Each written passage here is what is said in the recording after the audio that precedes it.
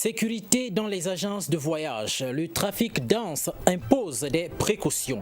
À la veille de leur rentrée scolaire, il est question pour les agences d'arriver à bon port avec les passagers. Merci Madame, Monsieur de nous renouveler votre fidélité. Et voici les autres titres du 21h. 2 semaines pour sensibiliser sur la portabilité du numéro de téléphone portable. L'inspecteur général des questions techniques au ministère des Postes a lancé la campagne ce jour. Les championnats de vacances arrivent à leur apothéose. Le cas de celui de kilomètre 9 Bassa, dont la finale s'est disputée ce dimanche, nous intéresse ce soir. Et c'était les titres. Bonsoir à tous. La portabilité mobile. La campagne de communication a été lancée ce 21 août 2017 par le délégué, du moins l'inspecteur général des questions techniques au ministère des Postes et Télécommunications. Cette campagne devrait en principe durer 2 semaines. Les précisions de Judith Ndongo et Anissé Onana. Après le premier président du conseil d'administration de l'opération de portabilité des numéros mobiles au Cameroun, Vietel Cameroun, les problèmes liés à la technique sont la cause du report du lancement de la portabilité prévu le 4 avril 2017. Tant qu'on n'a pas rodé sur le plan technique, on ne peut pas s'aventurer à lancer quelque chose. Derrière ce que vous voyez là, il y a toute une machine. C'est pour ça qu'on a donné à un opérateur futé comme Huawei pour pouvoir faire ce travail. Maintenant, tous les opérateurs sont sur le plan technique déjà OK et nous pouvons. C'est pour ça qu'on a lancé la communication. La campagne de communication lancée le 21 août à Yaoundé par l'inspecteur général des questions techniques au ministère des Postes et Télécommunications annonce l'effectivité de la portabilité pour les prochains jours. La portabilité mobile, c'est simple, c'est le fait pour un opérateur, pour un abonné, de conserver son numéro, quel que soit le réseau dans lequel il se trouve. Donc c'est très avantageux pour les consommateurs et même pour le marché, donc les investisseurs, les opérateurs, parce que les ressources de numérotation sont des ressources rares. Donc ça permet de mieux planifier également cette gestion et ça permet aux consommateurs de ne pas avoir plusieurs SIM. Il peut balader son même numéro en utilisant différents réseaux. Et le lancement, c'est pour bientôt. La campagne de 2 semaines est accompagnée et supervisée par l'Agence de régulation des télécommunications. Et cette campagne, c'est pour préparer les abonnés, n'est-ce pas, à mieux exploiter cette possibilité qu'on leur donne. Il y a les formulaires, il y a des choses à faire, n'est-ce pas, pour bénéficier. Une des choses que je peux déjà dire ici, c'est que vous devez être propriétaire de votre numéro. C'est-à-dire que vous devez être identifié à ce numéro-là. Vietel Cameroun, pour sa part, a une stratégie bien établie. Nous sommes actuellement le PCA du GIE. Donc en tant qu'opérateur, pour le moment, c'est nous qui sommes à la tête du GIE. Nous en avons pour 2 ans. Nous allons donc coordonner toute la communication de tous les opérateurs. Ça, c'est en termes de GIE d'abord. Maintenant, en tant qu'opérateur et de manière individuelle, nous allons aussi faire notre communication en interne et chacun va donc faire sa communication pour pouvoir permettre aux autres de venir chez lui. Il faut noter que l'un des objectifs visés par la portabilité des numéros mobiles est l'accroissement des offres de services innovants. Par ailleurs, seuls les propriétaires des numéros de téléphonie mobile sont concernés par cette opération. Et c'est déjà une avancée pour la téléphonie au Cameroun. La rentrée scolaire 2017-2018 et c'est pour bientôt et déjà le trafic est dense sur les différents axes routiers des grandes villes du Cameroun, ce qui fonde d'ailleurs les agences de voyage à redoubler d'ardeur en termes de sécurité. Ben Adjali et Esther Ngome ont visité quelques-unes des agences de voyage justement sur ces questions de sécurité. Reportage. Prévention routière, les agences de voyage disent avoir pris toutes les dispositions pour que la sécurité des hommes et des biens soit assurée, surtout en cette veille de rentrée scolaire 2017-2018. Confirmation de 2 chefs d'agence à Douala. Chaque fois qu'un véhicule part d'une agence à une autre, nous prenons des mesures déjà à l'arrivée de vérifier si le véhicule peut être apte à reprendre le chemin du retour. Nous avons les détecteurs, nous avons fourni les bus des boîte à pharmacie, l'inspecteur. Un chauffeur pour aller dans leur sens. J'ai une boîte à pharmacie, j'ai l'inspecteur, j'ai le triangle et quand je décolle, je m'assure que tous mes passagers ont mis leur ceinture de sécurité. S'il y en a qui ont une préférence pour certaines agences, d'autres n'ont jeté leur dévolu sur aucune. Malgré toutes les assurances, la plupart des voyageurs se remettent à Dieu. Parce qu'on ne sait pas si le chauffeur est bien, il n'est pas bien. On voyage seulement, on remet tout à Dieu. Quand nous arrivons, on dit merci Seigneur. On ne le dira jamais assez, vigilance, vigilance, vigilance de la part des chefs d'agence et surtout des chauffeurs en cette période de grand trafic. Ne pensez pas si bien le dire, Ben Djali.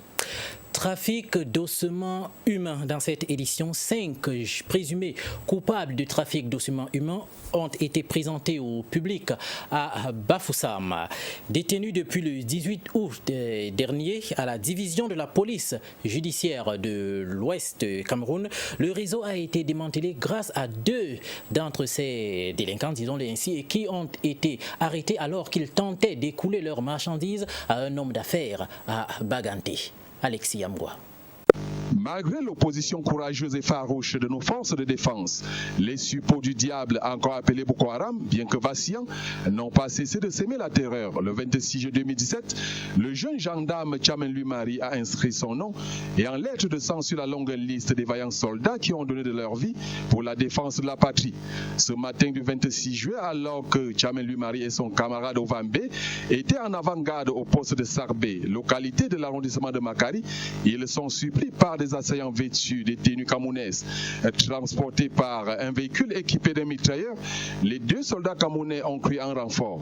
Trahis par leur langue, l'armée camerounaise ouvre le feu.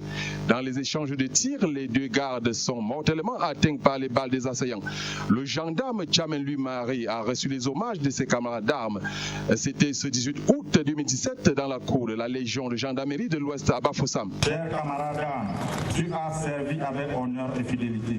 Tu as été un collaborateur dont on n'aimerait jamais se séparer et comme la mort a décidé autrement, va, tu ne fais que nous précéder dans cette voie qui nous est commune.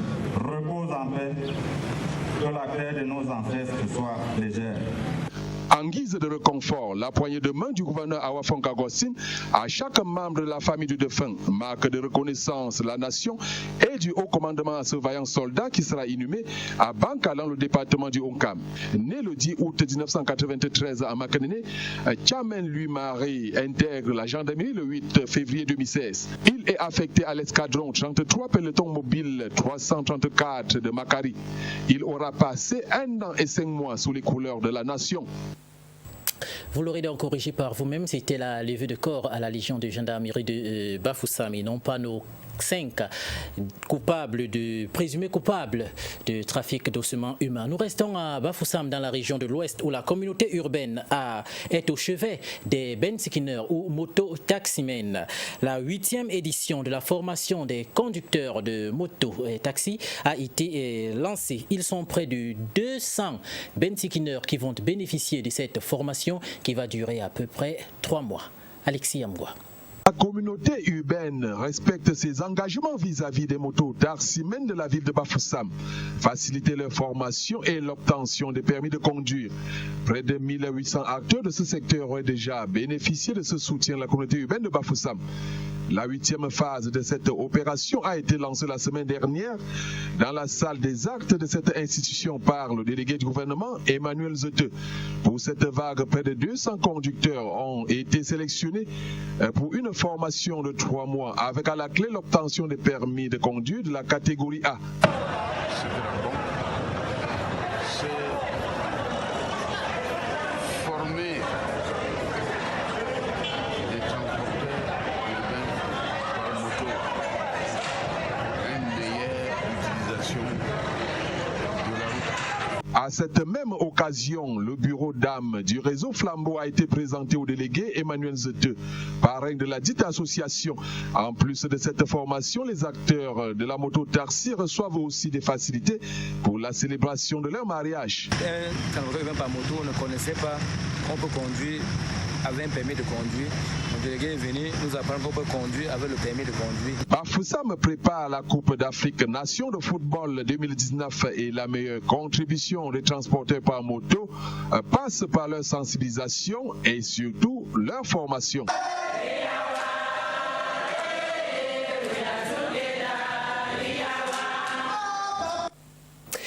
Je vous le disais il y a un instant donc, vous parlez des trafics d'ossements humains, que 5 présumés coupables de trafic d'ossements humains ont été présentés au public à Bafoussam. Ils étaient détenus depuis le 18 août dernier à la division de la police judiciaire de l'Ouest et le réseau a été démantelé par 2 d'entre eux au moment où ils devaient écouler leurs marchandises à un homme d'affaires à Baganté. Alexis Amgwa pour les précisions.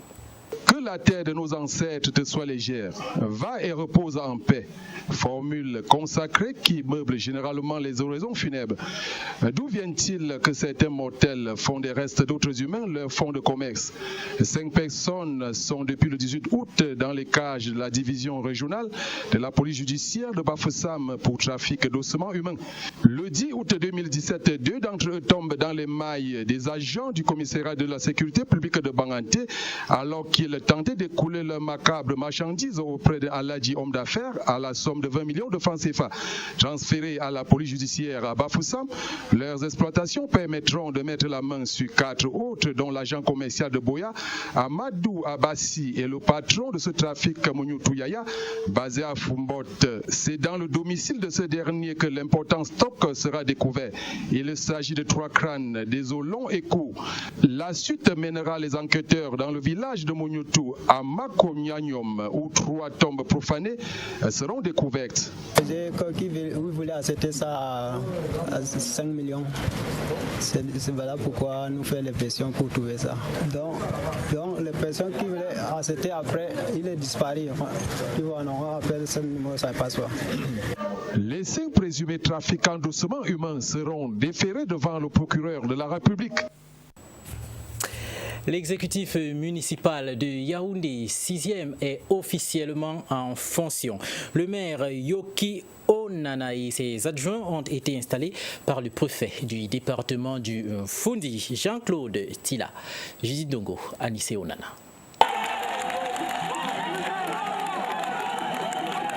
L'exécutif municipal de l'arrondissement de Yaoundé 6 prend ainsi officiellement fonction. Dès lors, fini les discordes autour de la gestion de cette circonscription, puisque voici les nouveaux dirigeants chapeautés par Yoki Onana, très averti des missions qui incombent à son bureau à la veille des élections municipales. L'équipe a donc quelques mois pour convaincre.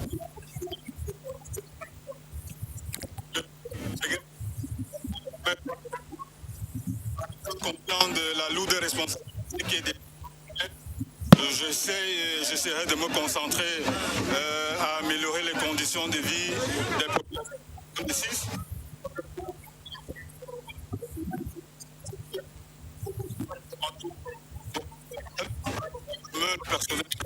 En les installant, le préfet du département du Fundi, Jean-Claude Tila, appelle le maire et ses adjoints à la transcendance des égoïsmes, au sens élevé de l'intérêt général, à la départition des objectifs claniques.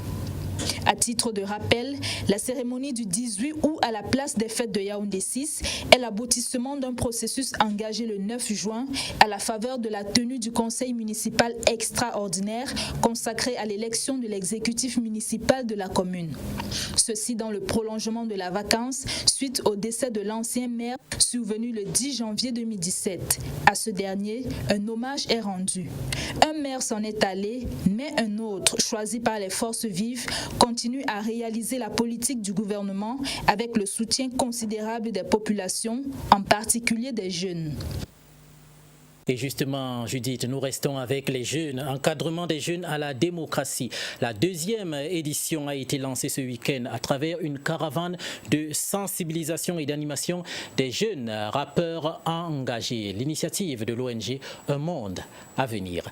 Edwige Bertine Biolay et Nono Foutier.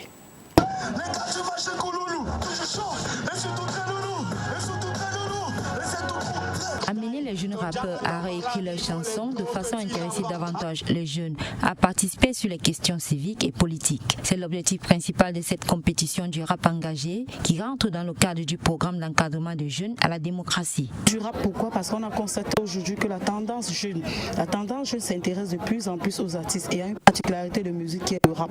Et que chanter pour la liberté des esprits, pour l'éducation à la démocratie, à la participation, à l'engagement. Je crois qu'au-delà du divertissement, parce que c'est toujours de la musique et c'est toujours génial, mais il faut orienter nos jeunes à écrire de quoi améliorer notre environnement, pas à le polluer. Et ça fait mal de voir plein de jeunes se lancer à la course au succès.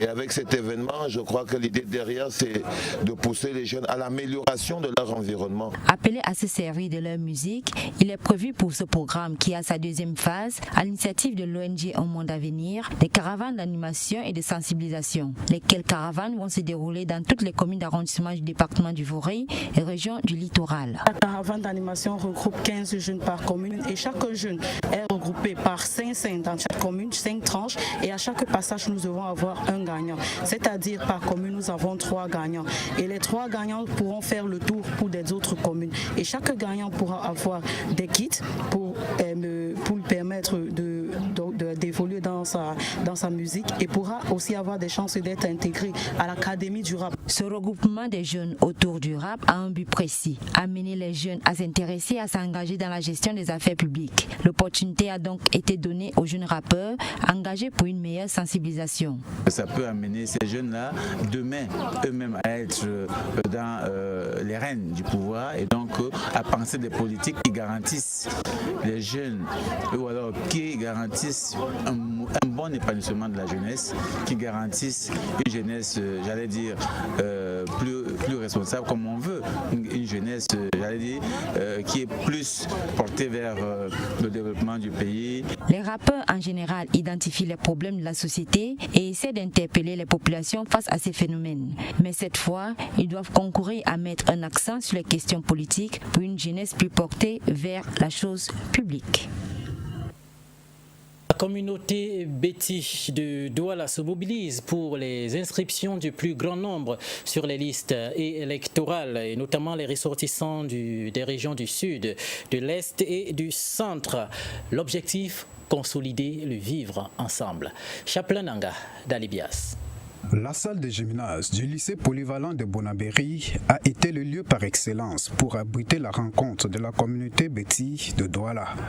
Cette assise avait pour but mobiliser les ressortissants des régions sud, centre et est vivant dans la région du littoral d'aller massivement se faire inscrire sur les listes électorales avant la date de fin d'inscription prévue le 31 août 2017. Occasion également de consolider le vivre ensemble dans l'arrondissement de Douala 4e. D'abord le vivre ensemble. Et 2, la communauté Béti Centre Sud-Est dans l'authentification des inscriptions sur les listes électorales. C'est le plus important au jour d'aujourd'hui, là où on est. Ce grand meeting pour l'évaluation à mi-parcours des inscriptions sur les listes électorales de la communauté Béti Centre Sud-Est et l'intensification des inscriptions sur les listes électorales. Pourquoi? Parce que nous sommes du RDPC, nous sommes le parti au pouvoir. Voyez-vous, on ne nourrit pas la poule le jour du marché. Parce que vous allez entendre des gens au moment venu dire que non, ils ont truqué. Non, il n'y a pas de trucage. Le travail s'est fait. D'abord, on nourrit la poule bien avant. La communauté Béti a affirmé son soutien indéfectible au président du RDPC, actuel président de la République du Cameroun, son Excellence Paul Biya, pour les élections présidentielles 2018. La sensibilisation des populations pour les inscriptions dans les listes électorales, parce que nous savons qu'en 2018, c'est l'année de tous les enjeux. Nous devons être prêts. En tant que militants du RDPC, Nous savons que nous n'avons qu'un seul candidat, c'est le président Paul Biya. La communauté Betty de Douala sait bien que la bataille de 2018 a déjà commencé. Appelle ainsi les ressortissants du centre, sud et est en particulier et les populations de Douala en général d'aller s'inscrire sur les listes électorales afin d'accomplir leur devoir civique en 2018. Et puis nous parlons de santé dans cette édition en télégramme, de l'espoir en vue pour les personnes atteintes des maladies rares, de malformations et autres pathologies difficiles à soigner et dont la prise en charge est coûteuse. Le navire de l'espoir, Mercy Ship, va consulter et soigner gratuitement ces malades. Cependant, certains malentendus et le manque de communication ont poussé les patients à prendre d'assaut la maison du parti de Bonanjo. Selon ces patients, comme vous le voyez en image, ils auraient appris qu'une prise en charge des malades aurait lieu de ce côté-là. Nous y reviendrons demain dans notre prochaine édition pour donner des précisions du ministre de la Santé publique lors de l'accueil officiel de ce navire Mercy Ship ici à Douala pour ce qui est des précisions des prises en charge et des lieux. Nous restons en santé. Soulager les malades dépourvus des moyens pour accéder aux soins de santé de qualité. C'est l'objectif d'une action de consultation et de soins de santé gratuits que Nextel Cameroun vient de mener dans certaines localités de la région de l'Adamawa. Les précisions avec vous, Awal Mohamedou. Plus la population est en bonne santé, mieux la consommation des produits de télécommunications se porte. Une philosophie que Vietel Cameroun, dans son volet social, développe chaque année à travers des consultations et des soins gratuits pour améliorer les conditions sanitaires des personnes malades et dépourvues des moyens pour accéder aux soins de qualité. Nestel s'intéresse à la population d'abord, dans son ensemble, avant de s'intéresser à l'argent. Nous tenons à remercier Nestel pour tout ce qu'ils font pour nous. C'est la deuxième année que Nestel nous accompagne dans notre campagne de santé. Un appui financier apporté à Espoir Médical du Septentrion, une association regroupant étudiants en médecine et médecins ressortissants du Grand Nord, a permis à cet opérateur de téléphonie mobile de rendre reluisants les visages d'environ 3000 patients dans les départements d'Umbéré et de la Vina, région de l'Adamawa. Je remercie l'association qui est venue accompagnée de Nestel soigner la population gratuitement. C'est une fierté pour nous. Nous disons merci à cette équipe qui est venue dans notre communauté en aide de tous ceux qui souffraient. Et nous disons aussi merci au soutien de Nestel qui nous apporte beaucoup de choses. Du 7 au 12 août 2017, les formations sanitaires retenues ont connu une affluence toute particulière. Les 52 professionnels de la santé encore sur les bancs à la faculté de médecine et des sciences biomédicales de l'université de Yaoundé 1, appuyés par 11 médecins chevronnés, ont détecté et soigné plusieurs pathologies. Les pathologies rencontrées dans ces localités-là sont pour la plupart les accès palustres simples et les accès palustres graves. Nous avons aussi des parasitoses intestinales, sans oublier des pathologies bucco-dentaires. Cette action de Nestel donne un coup de pouce aux efforts du gouvernement pour promouvoir la santé pour tous. Votre venue ici soulage la population. Ceux qui n'ont pas de moyens financiers vont se faire consulter. Ils auront des produits gratuits comme vous l'avez dit et nous sommes infiniment reconnaissants. L'annonce de l'arrivée en Gaoundéré de la campagne de santé 2017 de Nextel vient à point nommé compléter nos efforts au quotidien dans ce sens. Nous sommes confiants que cette activité philanthropique va permettre à des milliers de patients de retrouver un peu de sourire comme c'est le cas dans toutes les localités visitées. Elle ira en s'intensifiant selon Haman Oumar, le directeur général adjoint de Nestel. Depuis qu'on a lancé nos activités, nous avons un programme de santé.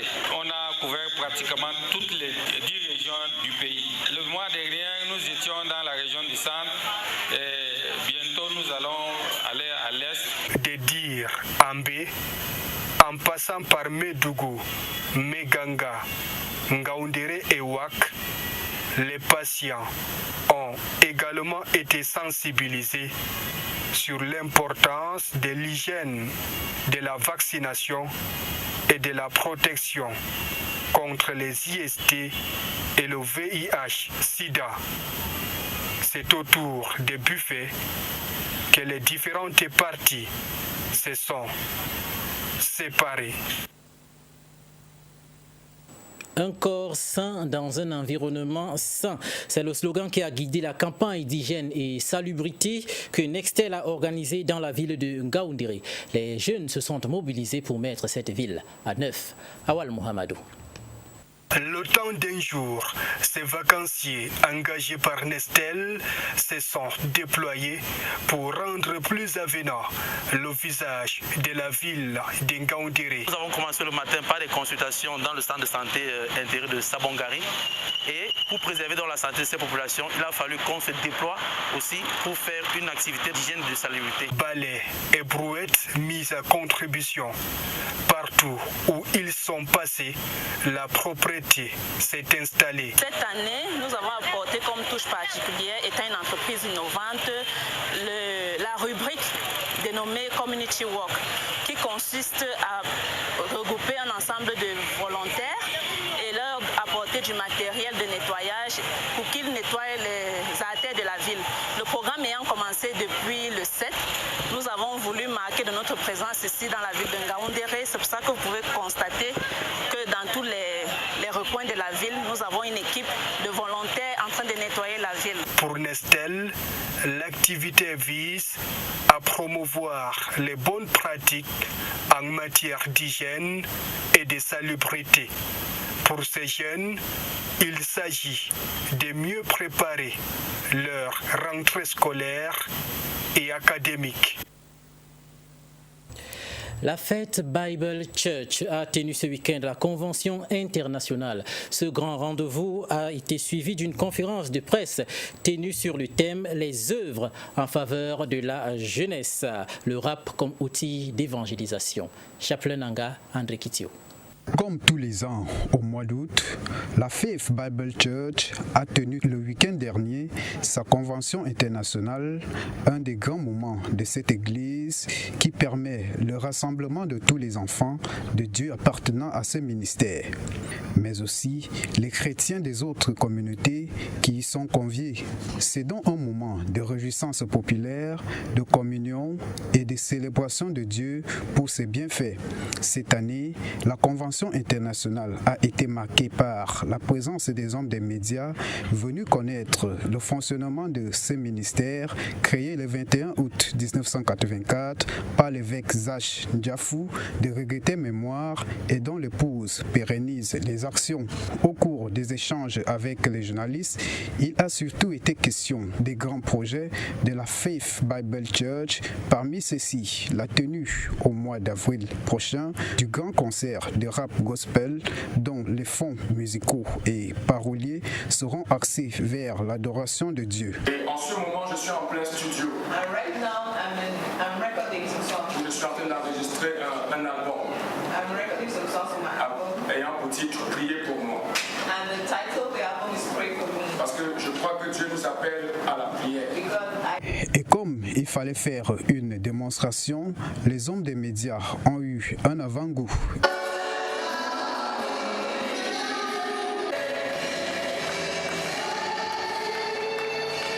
Reste plus qu'à connaître le grand jour arrêté pour ce concert.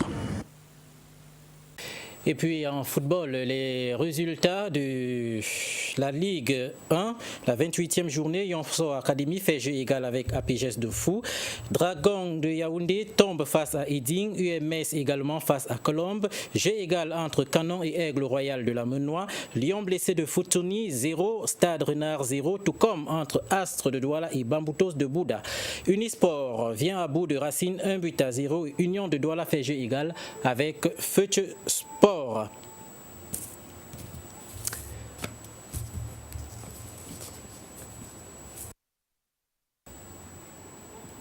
Et puis nous terminons toujours en football avec notamment la finale au kilomètre 9 Bassa du championnat de vacances. Je vous le disais encore en titre, ces championnats de vacances arrivent presque au terme. Et c'est avec Ludovic André Malagal. Du coup d'envoi donné le 20 juin dernier, nous voici très exactement à 2 mois de la compétition de Eurofoot Vacances. La toute première édition a connu un succès sans pareil. Premier coup d'essai, coup de maître. Pour cette finale, tout le monde y était. Le stade suffisamment archi-comble. Se trouver une place était un parcours de combattant. Grimper sur un manguier peut-être était la solution. Même le corps sportif en mode je m'invite tenait à impressionner. Vous avez dit chevelu de crête. Voici l'original. Les attitudes faisant la politesse des rois marquent le début des discours. Il est 15h35 minutes. Après une courte prière, suivie du mot de bienvenue par le représentant du chef du quartier, le promoteur dans le même sens a tenu à remercier les uns et les autres pour leur accompagnement. Trop parlé. L'artiste comédien Criticos détend l'atmosphère. Après 3 jours, je dors dans l'obscurité. C'est pour payer l'électricité. Je vais dormir comme un début. Le Maguida, c'est à trop résiste. Je sens que je vais un 6. Il me faut payer 6. Je ne fais pas regret. Les gens m'ont dit que c'est la chichée. L'exécution de l'hymne national, puis l'adjoint au maire de Douala 3e donne le coup d'envoi. En rouge, le FC Limandi contre le Jamaïca Football Club. Match très fermé. Respect pose hésitation. Les joueurs ont de la peine à se lâcher. Fin de la première période 0-0. Le climat est lourd. Les jeunes filles proposent au public la danse à Siko.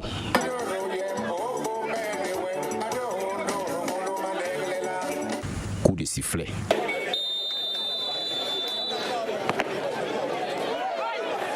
C'est la seconde période. 1, puis 2-0 en faveur du FC Limandi. Le capitaine Bous est tout heureux. Je suis heureux parce que mon équipe vient de remporter, mon village, autant pour moi, vient de remporter, n'est-ce pas, pour la première édition du championnat Eurofootball. Par contre, Serge Alaka, le capitaine du club perdant, reconnaît que rien n'a marché. C'est vrai, c'est un jeu. On a tout donné. Le meilleur est à venir. Il y a une équipe qui doit perdre, une équipe qui doit gagner. Et aujourd'hui, le jeu était contre nous. Au finish, satisfaction totale. Monsieur Bilim dit être impressionné. Très bonnes impressions et si j'avais joué à la loterie, j'aurais gagné. Mais on a surtout gagné d'un bon spectacle. Pour l'adjoint au maire de Douala 3e, revenir ne sera pas un regret. Un coup de chapeau en passant aux organisateurs qui n'ont pas fait dans la dentelle parce que c'est pas évident de pouvoir organiser un tel événement. Et je crois que si je t'ai invité la prochaine fois, je ne manquerai pas de revenir. Et le promoteur, visiblement ému, manque des mots. Tout de même se lâche. Je ne peux que être fier. D'abord parce que la finale s'est bien passée. La finale s'est passée comme prévu et malgré les petits contretemps qu'on a eus. Bon, après cette finale, nous avons fait un petit bilan qui est vraiment positif. Une première édition achevée au grand plaisir de son extraordinaire et parfaite organisation à laquelle s'y est mêlée la volonté de tout un quartier et des autorités. Les regards sont désormais tournés vers la deuxième édition.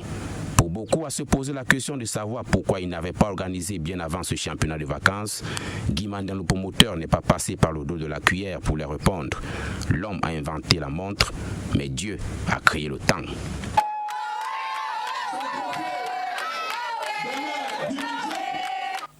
Et voilà qui nous conduit à la fin de cette édition. Merci et merci encore, madame, monsieur, de l'avoir suivi. Retrouvez demain à 7h William Amoawa en version anglaise. À 8h, vous serez en compagnie d'André Ludovic Malagal. Par la grâce de Dieu, je serai sur ce même plateau lorsqu'il sera à 21h. Mais ne décrochez pas à 22h tous les sports dans l'arène olympique.